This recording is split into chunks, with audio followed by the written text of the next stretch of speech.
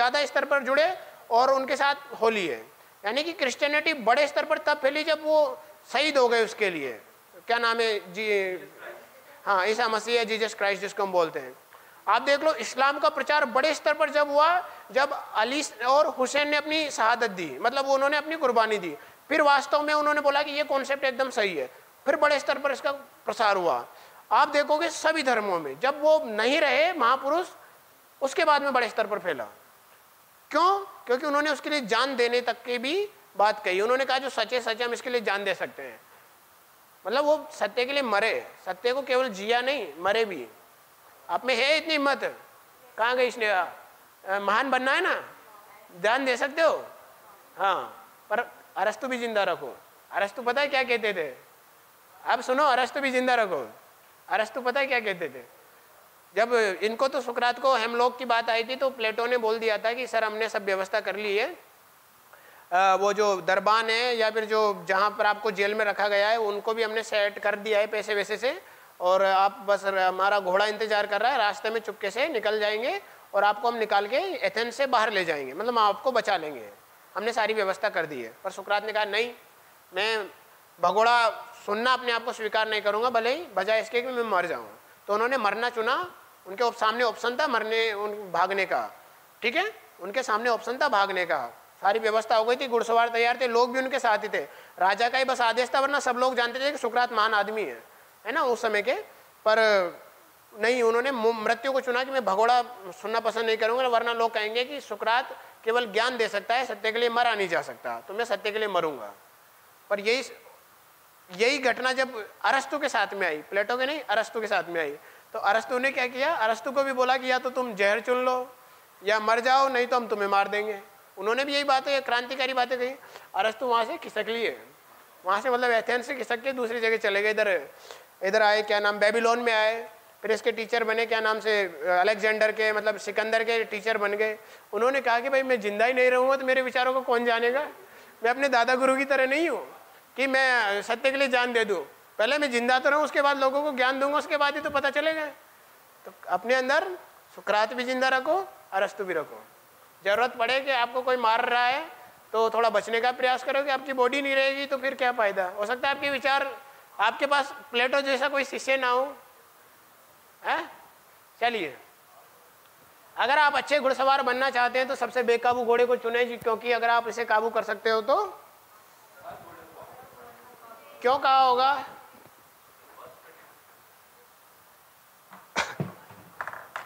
ये तो हो गई फिलोसफिकल बातें। अब अपने जीवन में बताओ, मैथ किस किस का वीक है? मैथ किस किस का वीक है? ईमानदारी से हाथ ऊंचा करो, टीचर के सामने कोई झूठ नहीं बोलता। हाँ, अब साइंस वाले बताएं, ज्योग्राफी कितनों को समझ में नहीं आती? सबको आती है?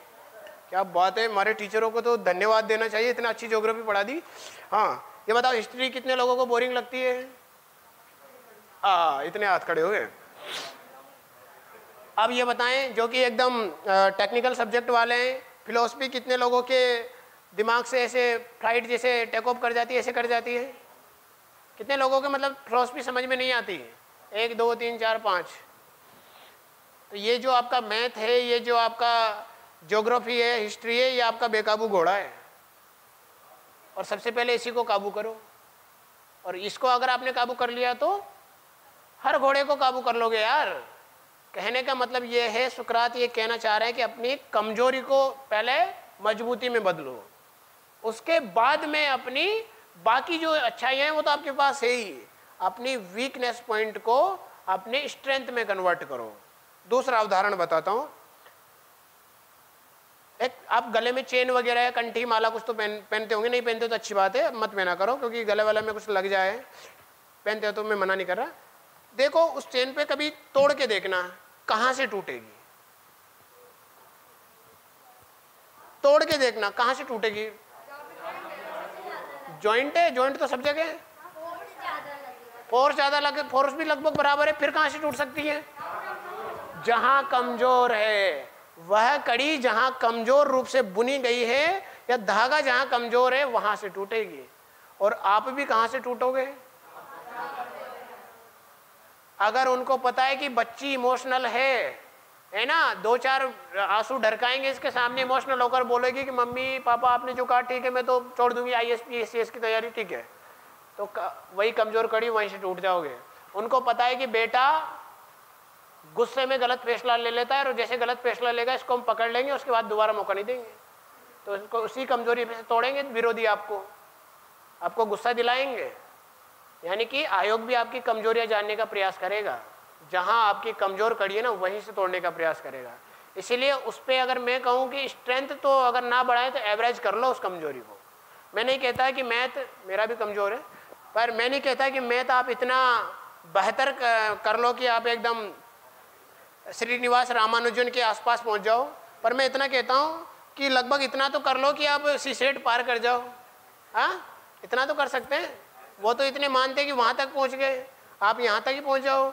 दिल्ली तक जाना है, वहाँ तक भी कौन सी जगह है वो, धौलपुर हाउस तक पहुँचना है आपको, तो UPSC वालों को, MPPSC वालों को तो यहीं तक पहुँचना है, इंदौर तक ही, बस इतना पहुँच जाए। इतना मजबूत कर लो अपनी ताकत को, ठीक है भाई। तो बेकाबू घोड़े को पहले काबू करो।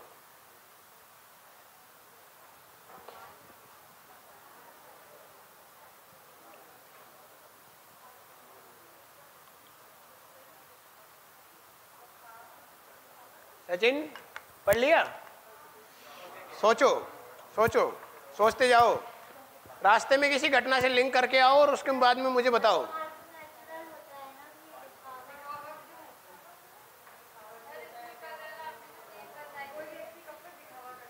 हाँ क्या? हाँ, मैंने क्या बताया था बॉक्स में?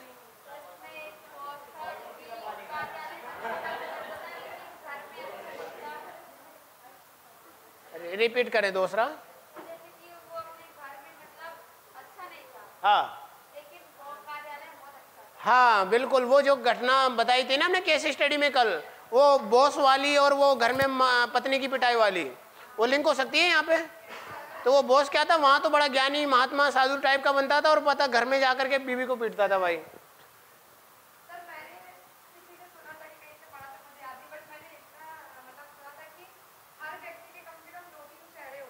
हाँ हाँ हाँ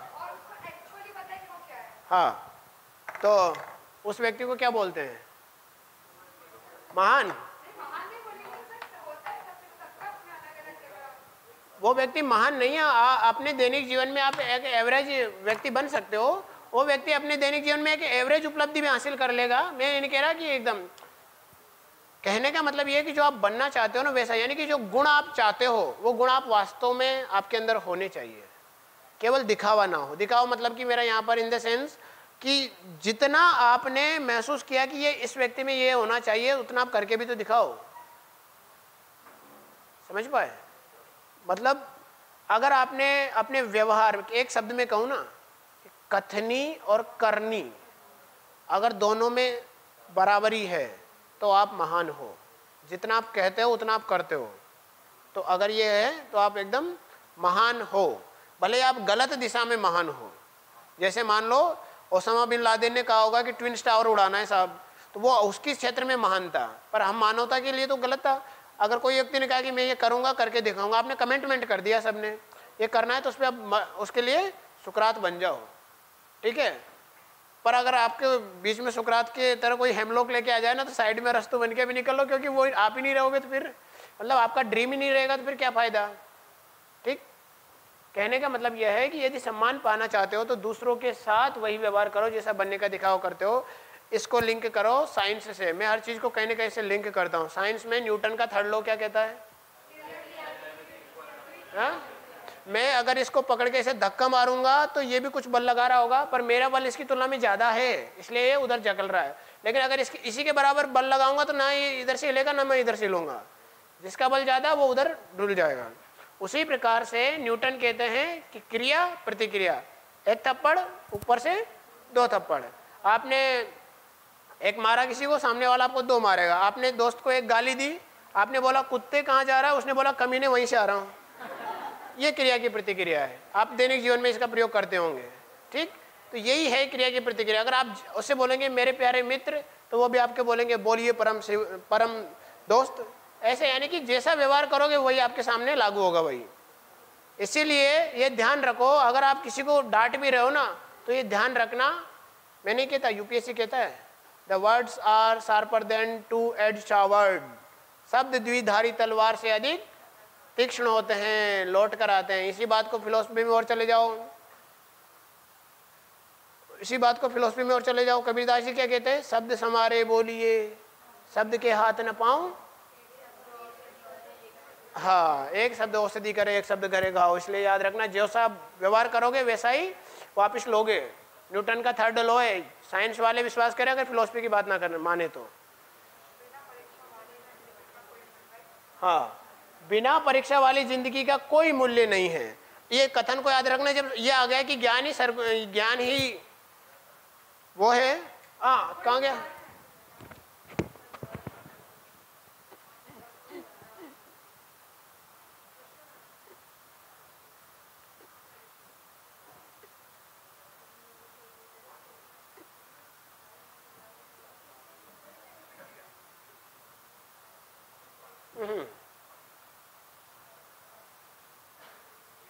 हाँ, एक अपरिचित जीवन जीने योग्य नहीं है। आ चुका है 150 शब्दों में। Unexamined life is not worth living.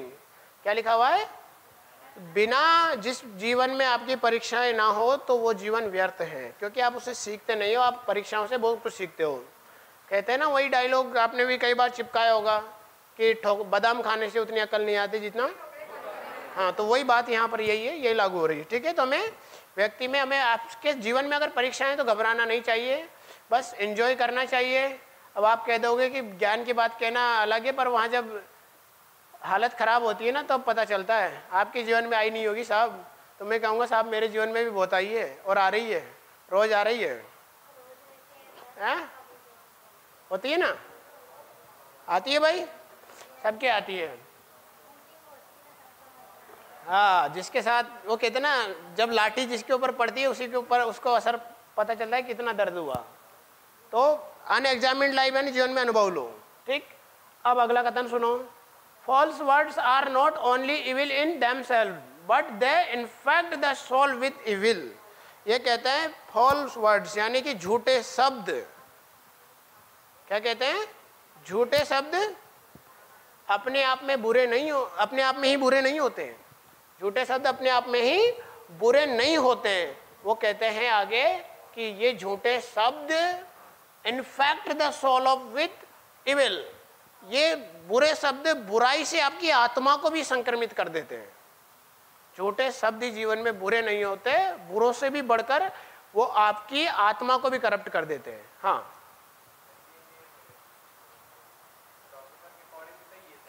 हाँ,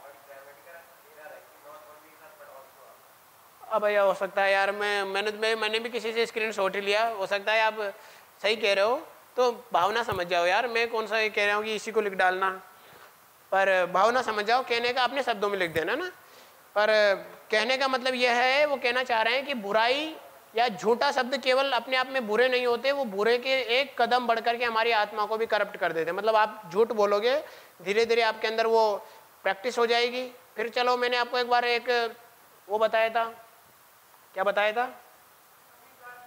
अरे कबीरदास जी का दोहा तो मैं बताता ही रहता हूँ। मैंने आपको बताया था एक सिस्टम, चलो रेड कर लेते हैं, रेड में दिख जाएगा। हाँ, दिख जाएगा।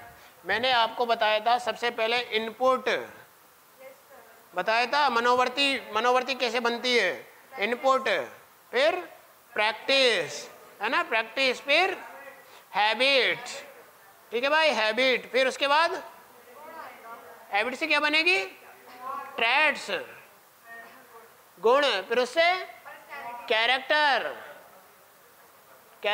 फिर उससे पर्सनैलिटी।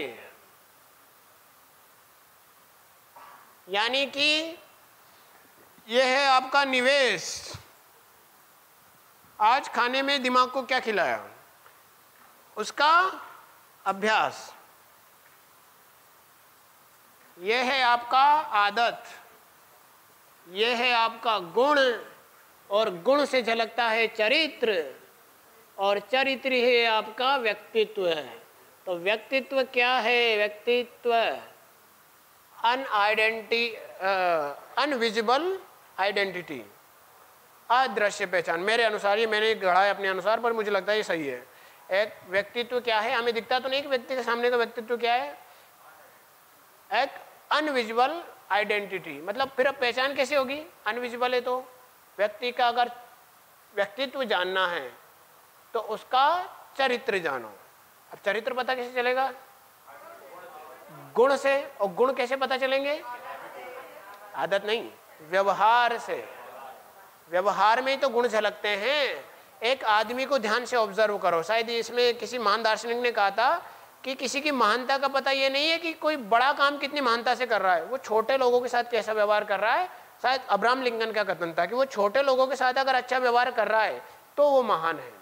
बड़ों के साथ तो हर कोई महान अच्छा व्यवहार ही करेंगे, पर एक छोटे के साथ में भी अगर अच्छा व्यवहार कर रहा है, वही बात आ गई ना सुकरात की कि जैसा बनने का दिखावा कर रहे हो वैसा बन ही जाओ ना, तो फिर दिक्कत नहीं आएगी लाइफ में। इसलिए कहते हैं कि आदमी जैसा निवेश करेगा वैसा ही क्या होगा, धीरे धीरे अभ्यास करेगा उसका। मैंने पूछा भी आपने कि अपने दिमाग को क्या खिलाया था सुबह नाश्ते में। शरीर को तो आपने कुछ भी खिलाया हो, मैं नहीं जानना चाहता, ठीक है, वो खिलाओगे घर पे जा बुला करके तब बताऊँ, मैं मानूंगा कि क्या खाया। ये बताओ कि आप दिमाग को क्या खिलाया। आज कुछ नई बातें सुबह पढ़ी, कोई नई बात सोची, अगर वो अच्छा आपने सोचा या अच्छा पढ़ा, या आज सुबह की शुरुआत आपने क्लास से की, क्लास में आपने सुकरात की कोई अच्छी बात बनी है। अब कल आप 2-3 दिन बाद आप कहीं भी जाओगे या आज भी कहीं जाओगे, जाते जाते रास्ते में आपको बात याद आ रही है कि यार झूठे शब्द आत्मा को करप्ट कर रहे हैं, ये सुकरात ने कहा था तो मुझे झूठ नहीं बोलना, झूठ नहीं बोलना। क्या कर रहे हो आप, उसकी प्रैक्टिस कर रहे हो, प्रैक्टिस कर रहे हो। प्रैक्टिस धीरे धीरे आदत में कन्वर्ट हो जाएगी और आदत गुण बन जाएगा। मतलब कि एक आपका एक भाग बन जाएगा आपके कैरेक्टर का। और वैसे बहुत सारे गुण मिलकर के क्या बनाएंगे, आपका चरित्र के बंदा या बंदी अच्छे चरित्र का है, अच्छे चरित्र की है। फिर उसके बाद में उसी से आपकी पहचान होगी कि ये व्यक्ति कैसा है। तो व्यक्ति की पहचान उसके चरित्र से होती है और उसका चरित्र उसके व्यवहार में झलकता है। इसलिए अगर व्यक्ति को जानना है तो उसका व्यवहार देखो, ये मत देखो सामने वाला कैसा है। उदाहरण बताऊं, मुन्ना भाई MBBS या शायद लगे रहो मुन्ना भाई में, लगे रहो मुन्ना भाई में एक लड़की पूछती ना कि आज मुझे लड़का देखने आ रहा है, मैं कैसे पता करूं 1 घंटे की चर्चा में कि वो अच्छा है या बुरा है। तो फिर मुन्ना भाई क्या कहते हैं कि उसको व्यवहार देखो, उसका व्यवहार देखो, वो अपने से नीचे लोगों के साथ कैसा व्यवहार कर रहा है। और उसने देखा कि वो वेटर को अगर छी छी छी करके बुला रहा है तो मतलब वो आदमी अपने आप को सर्वश्रेष्ठ समझता है, दूसरों को अपने से नीचा समझता है। तो उस लड़की ने उसको पता कैसे किया, उसने उस लड़के का व्यवहार देखा। चरित्र कैसे पता चलेगा भाई, सामने वाला तो आपको अच्छे चरित्र बनाएगा। मेरा देख लो, मैं आपके सामने आता हूँ जेंटलमैन बन के, पर मेरा व्यवहार अगर और जगह आप मुझे देखोगे, हो सकता है मैं वहाँ किसी के साथ बुरा व्यवहार कर रहा हूँ, तो मेरा चरित्र गलत है। तो मैं आपके सामने तो अच्छा ही बन के दिखाऊंगा ना। सारे जितने भी अधिकारी आते हैं आपके सामने से लगता है कि इनके से मान कोई नहीं है, फिर उनकी फील्ड वर्क में देखना है कि इनसे घटिया कोई नहीं है। सभी बता रहा हूँ अधिकारियों की, हमने अधिकारियों के कई सारे चेहरे देखे, एक ही उन ऑफिस में जाकर देखेंगे तो उनके हमारे सामने कई सारे केस आते रहते हैं। ऑफिसर के साथ में कैसे व्यवहार करते हैं, अपने सीनियर के साथ में, नेता के साथ में कैसे व्यवहार करते हैं। एक ही समय में आप कहते हैं ना कि अधिकारी आदमी के 2-3 चेहरे होते हैं, उसके तो 15-20 होते हैं एक बार में, 1 घंटे में। पर वो चेहरे नहीं है, वो उसका व्यवहार है। व्यवहार है, मैं व्यवहार मतलब इमोशनल इंटेलिजेंस कहता है आपसे किस व्यक्ति के साथ में कैसा व्यवहार आपको करना है, आना चाहिए। जैसे मुझे एक बात शशांक की बहुत अच्छी लगी, उन्होंने कहा कि मैं जब किसी अपने से नीचे वाले से बात करता हूँ तो उसके जिस लेवल पे चला जाता हूँ, मैं अपने कलीग से बात करता हूँ तो उसके लेवल पे जाता हूँ, किसी छोटे बच्चे से बात करूँगा तो उसके लेवल पे जाना पड़ेगा। और ये बात सही है, आपको भी करना है। अगर आपको ऐसा आता है कि आप किस के साथ कैसे व्यवहार कर रहे हो, उससे कनेक्ट हो पा रहे हो, तो आप क्या हो, एक अच्छे अपने आप को अच्छा मैनेज करने वाले एक पर्सन हो। ठीक है, आप सभी के साथ एक जैसे व्यवहार नहीं कर सकते, पर मैं यह नहीं कह रहा कि व्यवहार, चरित्र में आप हमेशा उस बात को ध्यान रखेंगे। व्यवहार गलत ही नहीं होता, व्यवहार मतलब अगर आप ईमानदार हैं तो ईमानदार हर जगह बने रहें। ठीक है भाई, तो अपने दिमाग को अच्छी अच्छी बातें खिलाओ भाई, अच्छी बातें खिलाएंगे तो क्या हो जाएगी, अभ्यास। अगर आपकी कोई बुरी आदत है, पिछली बार जिन्होंने नहीं पढ़ा बुरी आदत है, तो बदलेगी कैसे, इनपुट से। अच्छी अच्छी चीजें पर वर्क करो, क्योंकि मैं कहता हूँ empty mind is devil workshop, मतलब खाली दिमाग शैतान का घर। अगर खाली दिमाग शैतान का घर है तो भरा हुआ दिमाग किसका घर है, अच्छा भरा हुआ दिमाग किसका घर है, भगवान, जिसको हम कहते हैं महान आदमी। तो अगर आपने अच्छी अच्छी चीज़ों को सोचा तो जनरली आपके अंदर महानता आ ही जाएगी, नहीं तो खाली पड़े रहेंगे, कुछ उल्टा सीधा सोचेंगे तो नकारात्मकता आएगी। नेक्स्ट बात करते हैं। क्या हो गया, टाइम हो गया क्या? तो क्यों भागना है क्या? आज तो कहीं चलना है ना अपन को, तो बस तो फिर अभी पढ़ते रहो 10 बजे तक। अच्छी बात बता रहा हूँ, फिर भी सुनना नहीं है और महान बनना है साहब। महानता की बातों को इनपुट नहीं करोगे तो आउटपुट क्या निकलेगा?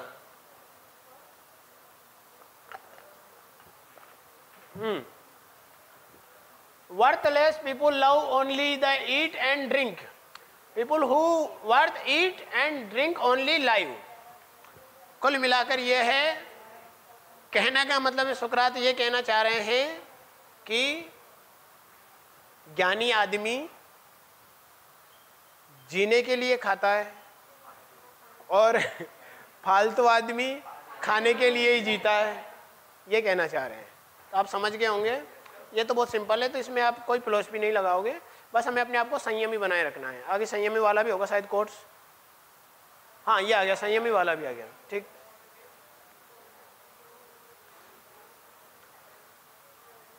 क्या लिखा हुआ है? In childhood be modest, in youth temperate, and adulthood just, and the old age prudent. ये कहते हैं, मैं हालांकि इस कथन से मैं सहमत नहीं हूँ, मैं इनका विरोध करूंगा। ये कहते हैं कि ओल्ड इज प्रूडेंट, विवेक। ये कहते हैं कि भाई बचपन में व्यक्ति को कैसा रहना चाहिए? बचपन में व्यक्ति को विनम्र रहना चाहिए। I agree. क्या कहते हैं? बचपन में व्यक्ति को विनम्र रहना चाहिए। विनम्र जानते हो ना? अरे वही विद्या ददाति विनयम, तो विनम्र रहना चाहिए।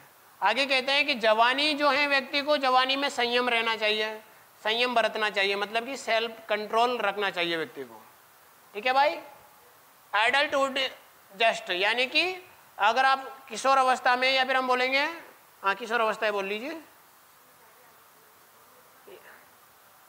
वयस्क अवस्था ज़्यादा बढ़िया रहेगा। वयस्कावस्था, किशोर अवस्था नहीं बोलेंगे, हाँ वयस्क अवस्था। वयस्क जानते हो ना? वयस्क पुरुष, ठीक, महिला पुरुष, जो भी बढ़िया वयस्क वाली एज होती है, मतलब जवानी के बाद, तो इसमें आपको क्या रहना चाहिए? न्यायप्रिय।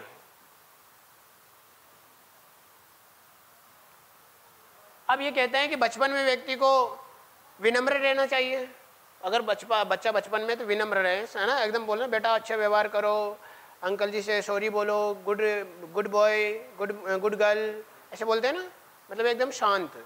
उसके बाद में ये कहते हैं कि अगर युवा है तो संयम रखो, कंट्रोल योर सेल्फ, हर बात पे गुस्सा नहीं होते, थोड़ा कूल चिल बोलते हैं ना, चिल, है ना। फिर उसके बाद में वयस्क बन गया, न्यायप्रिय रहो, मतलब कि अब थोड़ा न्याय की बातें करो, है ना, किसके साथ कैसे व्यवहार करना है, किसके साथ में अच्छा व्यवहार करना है। और कहते हैं बुढ़ापे में जब आ जाओ तो विवेकवान रहो, मतलब कि सोचो कि आपके लिए क्या अच्छा है क्या बुरा है। मतलब विवेक क्या बताता है आपको? विजडम, क्या सही है क्या गलत है, इसकी पहचान आपको विवेक कराता है। तो भाई बुढ़ापे में जाके बनोगे क्या? युवावस्था में गलती कर बैठोगे, वयस्क अवस्था में गलती कर बैठोगे, बचपन में गलती, बचपन में तो चलो नादान रहते हैं ना, बचपन में विवेक नहीं आ सकता, पर किशोर अवस्था में हमारे अंदर विवेक आने लग जाता है। और ये मैं नहीं कहता, ये इलेक्शन कमीशन ऑफ इंडिया भी कहता है कि 18 साल की उम्र में आप ये जानने लग जाते हो कि आपके लिए कौन सा नेता सही है। तो जब आप ये जानने लग जाते हो तो आपको ये भी पता चल जाता है कि मेरे लिए कौन सी चीज़ सही है, कौन सी चीज़ गलत है। तो विवेक आपका 18 से आ जाता है। और ये कह रहे हैं बुढ़ापे में जाके आए, तो मैं इनकी बातों से एग्री नहीं करता। बुढ़ापे में तो क्या कर्म करेगा। एक बात मैंने हिना के स्टेटस पे शायद देखी थी, इनके पिताजी ने लगा रखी थी कि आदमी उस उम्र में जाके पुण्य करता है जिस उम्र में पाप करने की हिम्मत नहीं रहती। मतलब बुढ़ापे में जाके जनरली आदमी पुण्य करता है, और बुढ़ापे में आदमी से पाप भी तो नहीं हो सकता, उसकी हिम्मत ही नहीं कुछ करने की। तो ध्यान रखना है, हमें विवेक हमेशा धारण करना है। भाई इसके साथ भी आप विवेक जोड़ो, इसमें भी विवेक जोड़ो। हर उम्र में आपको ये पता होना चाहिए कि मेरे लिए क्या सही है, मैं ये रास्ता चुन रहा हूँ, चुन रही हूँ, गलत है सही है, ये आपको पता होना चाहिए। अगर आप ऐसा कर रहे हो तो आप सही हो, नहीं तो ठीक है। अब ये उनके समय के अनुसार सही रहा होगा, पर मैं एग्री नहीं करता। विवेक हर समय जरूरी है। Be kind for you everyone you meet his fighting a hard battle. ये आपके लिए अच्छा है भाई। आप कहते हैं ना कि मेरा जीवन देखो, मेरा संघर्ष देखो, उसे क्या पता कि मेरे जीवन में क्या बीत रही है। अरे भाई उससे भी पूछ लो कि उसके जीवन में क्या बीत रही है। हो सकता है वो आपसे ज़्यादा परेशान हो सकता है वो आपसे ज़्यादा समस्याओं से घिरा हुआ हो। तो कहते हैं ये कि बी काइंड फॉर एवरीवन, हमें हर व्यक्ति के साथ दयालु बने रहना है। अगर हम हर व्यक्ति के साथ दयालु हैं, क्यों दयालु रहना चाहिए? वो कहते हैं कि you meet is fighting a hard battle, जो भी आपसे मिलता है ना वो एक कठिन लड़ाई लड़ रहा है। देखना, आप कभी किसी से बात करना, वो आपसे ज़्यादा समस्याएं गिनाएगा आपको, फिर आप ये कहते हो कि दुनिया में सुनने वालों की कमी हो गई है, सुनाने वालों की ज़्यादा है। सही बात है कि हर व्यक्ति अपने जीवन में एक कठिन लड़ाई लड़ रहा है। एक साधारण अपने आप यूपीएससी के लिए संघर्ष कर रहे हो तो आपको लगता है कि यूपीएससी एमपीपीएससी जो मेरा ड्रीम है उसके लिए बड़ा सेक्रीफाइस करना पड़ता है। अपने माता पिता से पूछो कि रोटी पाने के लिए, रोटी कमाने के लिए कितना संघर्ष करना पड़ता है। ठीक है, आप हर किसी को ले लीजिए अपने जीवन में, जो भी आप जानते हो वो भी एक संघर्ष कर रहा है, तो उस पर गुस्सा मत हो। इस बात का गुस्सा मत दिखाओ उसको कि मैं तुमसे ज़्यादा संघर्ष कर रहा हूँ या कर रही हूँ। आकाश, समझ रहे हो ना, मैं आपको इसलिए गुस्सा कर रही हूँ या कर रहा हूँ आप पे कि मैं आपसे ज़्यादा संघर्ष कर रही हूँ, आप मेरी फीलिंग नहीं समझ रहे। नहीं, वो भी आपसे ज़्यादा संघर्ष कर रहा होगा, बस उसके साथ विनम्रता का व्यवहार रखें। यानी कि हर व्यक्ति आपके साथ ही लड़ रहा है। ठीक है भाई, ध्यान रखेंगे, ये आपके लिए ज़रूरी है। तो इससे क्या होगा, आप पे कंट्रोल कर पाओगे गुस्से पे। ठीक है,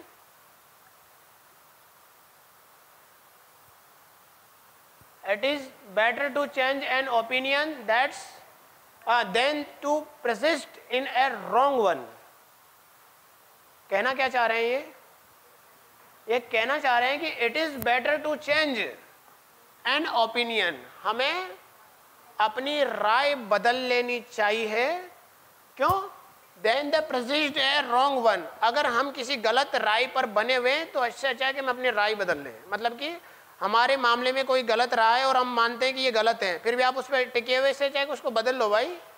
कहने का मतलब ये है कि आज आपको पता है कि मेरे अनुसार ये सच है, फिर कल आपको किसी ने आईना दिखा दिया कि ये सच है, फिर भी आप अड़े हुए हो अपनी जिद पर कि नहीं मैंने जो कहा वो सच है, तो फिर वो गलत है। जब सामने वाले ने आपने आईना दिखा दिया और आप भी अपने अंदर से महसूस करते हो कि उसकी बात सच है, तो स्वीकार कर लो ना। स्वीकारोक्ति का साहस आ जाएगा व्यक्ति में, तो क्या हो जाएगी? सुधार करने की निष्ठा। और यही क्या है? सफलता के मंत्र। अरे मुझसे बड़ा गुरु तो यूपीएससी है भाई, वो खुद कह रहा है करेज टू एक्सेप्ट, अगर है तो डेडिकेशन टू इम्प्रूव ले आओ, और ये दोनों आ गए तो दोनों ही की क्या है? सक्सेस की कीज है। तो सुधार स्वीकार कर लो। यहाँ पर भी अरस्तु भी यही कहते हैं कि उस पुरानी या सड़ी गली राय पर बने रहने से अच्छा है कि अगर वो राय गलत है तो उसको बदल लो, अच्छी चीज को धारण कर लो, आपका जीवन सुधर जाएगा। ऐसा नहीं कि आप लकीर के फकीर बने रहो, लकीर के फकीर मत बनो। अगर लग रहा है इस देश काल परिस्थिति में वो गलत था तो उसको बदल लो, अगर गलत था तो। The greatest way to live with honour in this world it is to be what we pretend to be. क्या है? वही बात जो मैंने उस समय पे अभी बताई थी। हम दूसरों के साथ कैसे व्यवहार करना चाहते हैं? क्या लिखा हुआ है इसका अर्थ बताओ? What we pretend. जीवन में महान होने के लिए सबसे बढ़िया यही है, या फिर अच्छा सुखमय जीवन जीने का तरीका यही है कि हम क्या करें? प्रिटेंड करें, एक्ट कर रहे हैं वो बन जाए। मतलब कि अगर आपको जीवन में सुखी रहना है तो आप जो ऐसा दिखावा कर रहे हो वैसा सुखी रह जाओ आप। ठीक है भाई?